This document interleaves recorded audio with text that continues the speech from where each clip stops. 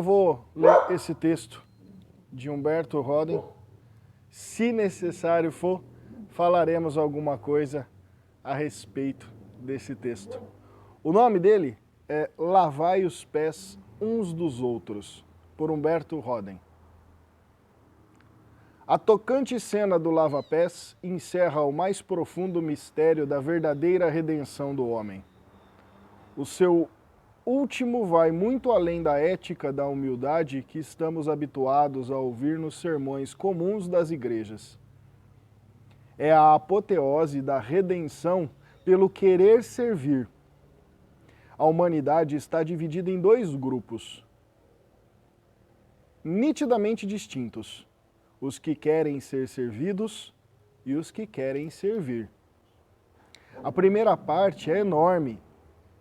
A segunda parte é pequena em quantidade, embora grande em qualidade.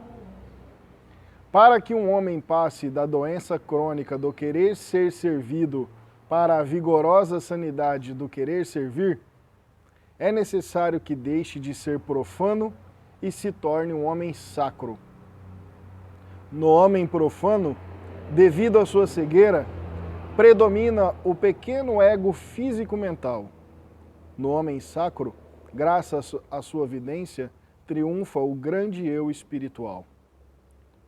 O homem profano se sente bem, importante, poderoso, quando está sentado sobre um trono, dando ordens, e muitos dos seus semelhantes jazem ao pé do trono, cumprindo ordens. Nisto é que ele vê força, riqueza e grandeza, quando, na realidade, tudo isso é sintoma de fraqueza, pobreza, pequenez. Quem pode alegremente servir mostra que é forte, rico, pleno e exuberante.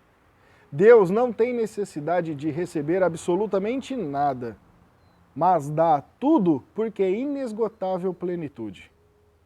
Quanto mais o homem se aproxima da divindade doadora, tanto mais gosta de dar e servir, tanto menos se interessa por receber e ser servido. Em última análise, toda a redenção consiste em que o homem extinga de si todo e qualquer desejo e necessidade de querer ser servido e eleve o máximo a jubilosa vontade de querer servir, porque aquilo é sinal de egoísmo estreito, ao passo que isto é a prova de vasto universalismo e amor. Ora, todo egoísmo é irredenção, como todo amor é centralização unitiva. No plano do ego personal, domina a política do ter. Está completamente ausente a filosofia do ser. O profano considera reais os objetivos que ele tem ou pode ter. E por isso gasta a vida toda a correr atrás desses objetos, que, devido ao seu inerente pendor centrífugo, fogem do homem profano por ser negativo. Na verdade, porém, nenhum objeto tem realidade intrínseca em si mesmo. Todos eles são apenas realizados. Isto é, possuem realidade intrínseca em si mesmo. Possuem realidade intrínseca vinda de fora deles. Nenhum objeto tem realidade original, autônoma, mas apenas um reflexo no espelho, heterônomo. Ora, ninguém pode agarrar e possuir solidamente um reflexo de espelho. É absolutamente impossível que eu tenha hoje o que eu não tive ontem e não terei amanhã. Um ter entre dois não teres é intrinsecamente impossível, porque é contraditório em termos.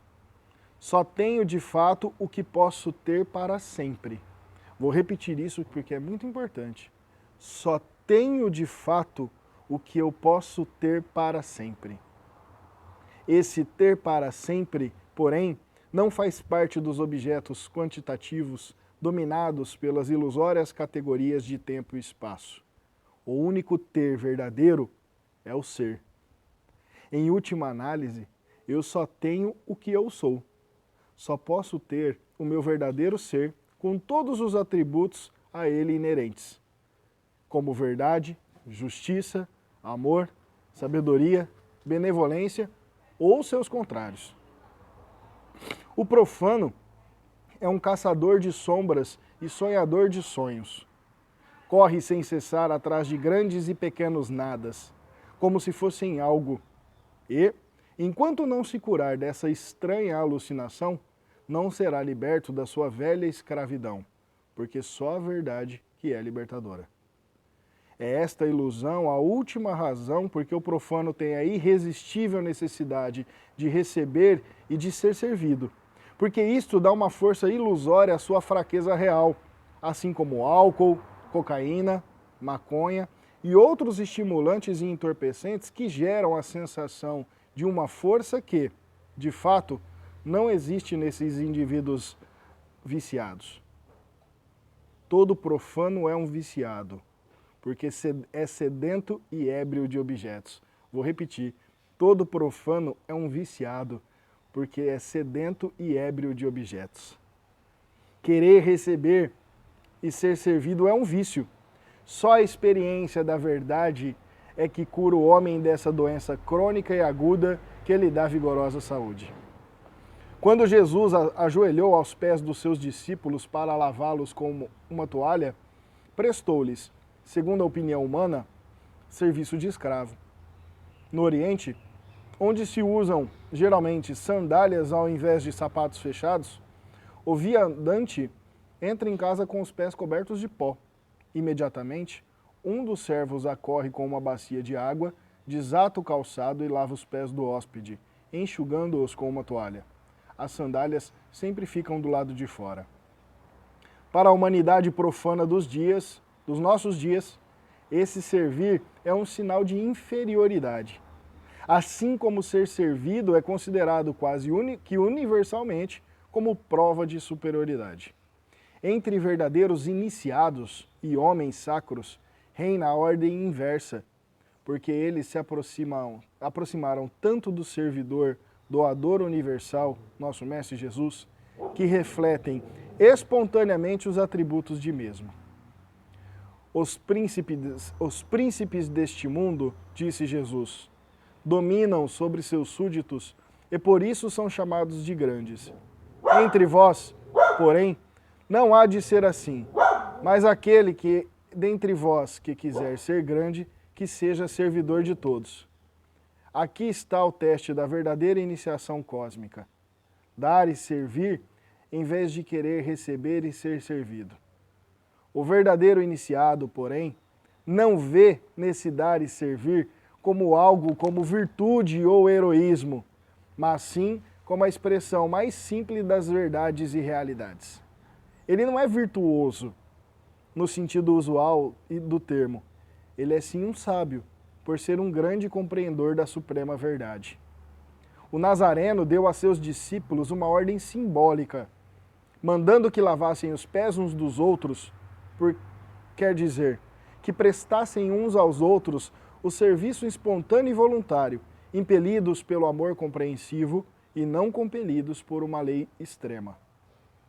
Mahatma Gandhi tinha entre seus discípulos uma turma que ia de cidade em cidade, de aldeia em aldeia, fazendo limpeza pública nas ruas e até nas privadas. Certo dia, um viajante encontrou o passageiro de trem a lavar a privada, olhou para o desconhecido e disse: "Você, de certo, é da turma de Mahatma Gandhi." Sorriu-se o servidor espontâneo e continuou a trabalhar. Era de fato da turma de Gandhi, porque era Mahatma Gandhi em pessoa, ele, a grande alma da Índia. Para poder servir espontaneamente, sem perigo de criar complexo de heroísmo ou virtuosidade, deve o homem ser, de fato, um Mahatma, uma grande alma, porque as almas pequenas só querem ser servidas. Quem não é ainda remido da velha escravidão do seu ego, não pode entrar na gloriosa liberdade dos filhos de Deus. Jesus, porém, supõe que seus verdadeiros discípulos sejam grandes almas. Portanto, irmãos, lavai os pés uns dos outros. Quem quiser ser grande, seja servidor de todos. Texto extraído do livro O Triunfo da Vida sobre a Morte, de Huberto Roden, da editora Martim Claret. mesmo que o texto dispense aí dispense tantos comentários, na verdade, fica evidente que a missão do homem, quando a gente compila os textos budistas, quando a gente compila os textos cristãos, quando a gente ouve os emissários da Umbanda, os nossos guias, e quando a gente passa por todas as religiões, que são religiões de modo geral, fica cada vez mais evidente, cada vez mais claro, que os propósitos da alma humana que edificam o espírito passam quase que inexoravelmente pela nossa possibilidade de servir. Se você que é trabalhador da seara espiritual, de alguma casa, ou já teve essa oportunidade, sabe muito bem que o sentimento, ao finalizar um bom trabalho espiritual, é algo que a nossa vida cotidiana, infelizmente, ainda não nos dá. E que talvez um dia dê, né, por conta desse processo de ressonância. Nada nesse mundo, cada vez que eu estudo, cada vez que eu vivo, cada vez que eu cuido de alguém que esteja doente, desesperado, enfim, seja lá a circunstância que for, já que Deus me providenciou essa bênção de ser um de seus interlocutores nesse plano, se existe realmente um propósito que seja edificante para a alma do homem, ele passa pela oportunidade de servir. E olha que gozado, né? Em contrapartida, na grande maioria das vezes que a gente cuida de pessoas, elas estão desejosas de querer algo, de querer ser servido de algo. Né? Quisera Deus que todo mundo quisesse apenas a paz, porque a paz é um toque no nosso íntimo. Mas não, né? Ela quer aquela paz condicional que é a situação resolvida, o inimigo afastado, a doença curada, o dinheiro na conta. É essa paz que muita gente procura nas umbandas. Vejo o embate egóico, porque tem muito médium, né, de umbanda e de outras religiões também. Tem muito médium que simplesmente nega a tua vida espiritual ou a oportunidade de servir, única e simplesmente porque não quer isso para si. Porque acha dispendioso do ponto de vista temporal dar essa oportunidade. Ou que, né, como eu falava em textos e vídeos aí anteriores, existirá inexoravelmente, para que haja o crescimento da alma humana, alguns movimentos que estarão conectados à questão da renúncia. Né? Inexoravelmente a vida espiritual vai colocar a gente nisso. Mas então, a reflexão que eu quero abrir aqui com vocês, umbandistas, pretensos umbandistas, adeptos da nossa comunidade, é para que a gente possa, através da comunhão com os orixás, através dessa interlocução que existe tão forte, tão voraz com os nossos guias e nossos mentores, lutar dignamente, com muita coragem, contra a nossa ignorância, contra a nossa mesquinhez, nessa busca voraz pelos desejos atendidos, e que a gente possa encontrar a sabedoria em absolutamente tudo que a gente faz, porque servir não é só o ato, servir é uma mentalidade. Né? Para que a gente possa colocar na mentalidade, cada vez mais, nossa e dos nossos irmãos, que o ato de servir é um ato de comunhão. que o ato de servir é um ato de elevação mútua. Raras as vezes, ou nunca, você vai ter uma oportunidade de servir uma pessoa em que, por mais que ela mal aproveite aquele momento na vida dela, mas que naquele momento vocês dois não tenham crescido, vocês dois não tenham sobrepujado circunstâncias, não tenham crescido realmente espiritualmente em todos os níveis da alma humana.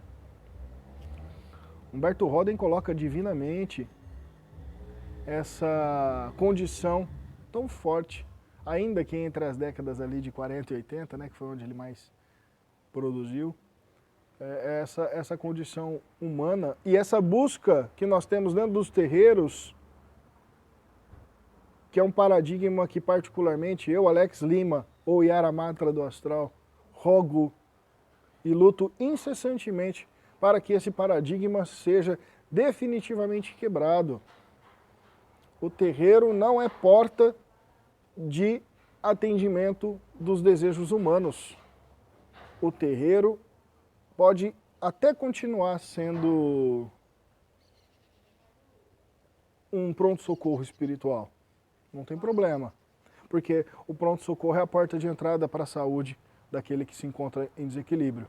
Mas o terreiro deve ser um lugar de comunhão com o sagrado e entender que a realidade de Deus, entender que estar na força de um orixá, entender que ser a força de um orixá é a mais profunda realização do homem. E que para a gente subir os degraus da escada de Jacó, a gente pode encontrar nessa servidão amorosa, nessa oportunidade de ser bom, única e exclusivamente porque é bom ser bom e jamais